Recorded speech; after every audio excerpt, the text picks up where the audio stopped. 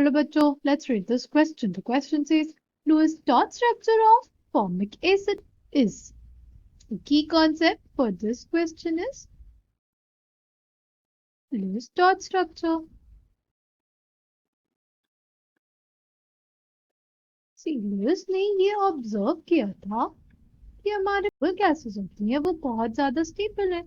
फिर उन्होंने जब इन्वेस्टिगेशन की तो उन्होंने ये पाया कि एक्सेप्ट हीलियम जितनी भी हमारे पास नोबल गैसेस थी उनके आटोम्स में 8 इलेक्ट्रॉन्स थे।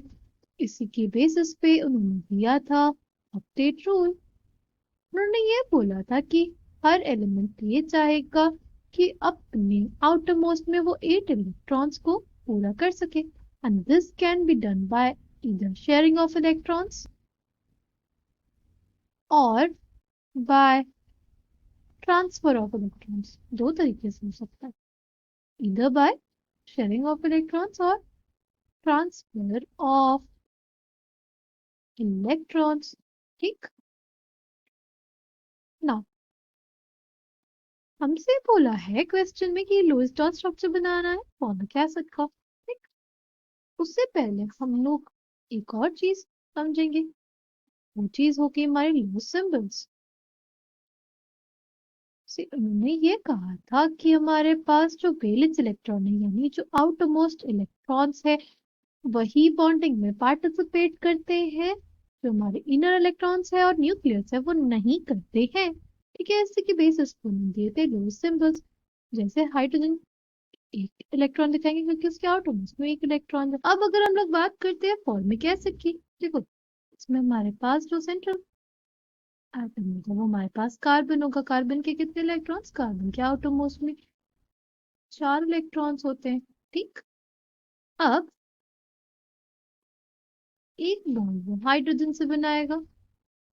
ठीक, फिर हमारे पास ऑक्सीजन एटम है, राइट।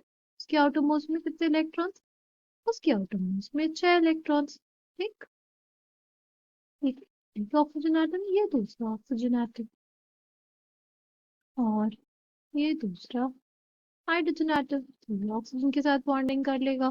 अब हम लोग अगर देखें ऑक्सीजन एटम्स के लिए, ये वाले ऑक्सीजन एटम के लिए हमारे पास 8 इलेक्ट्रॉन्स पूरे, ये वाले ऑक्सीजन एटम्स के लिए भी हमारे पास 8 इलेक्ट्रॉन्स पूरे हो गए।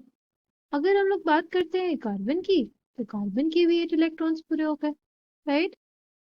हमारे पास कार्बन के 8 इलेक्ट्रॉन्स है, तो हमारे पास लुईस डॉट स्ट्रक्चर फाइनली कैसा बना, फाइनली कुछ ऐसा बना।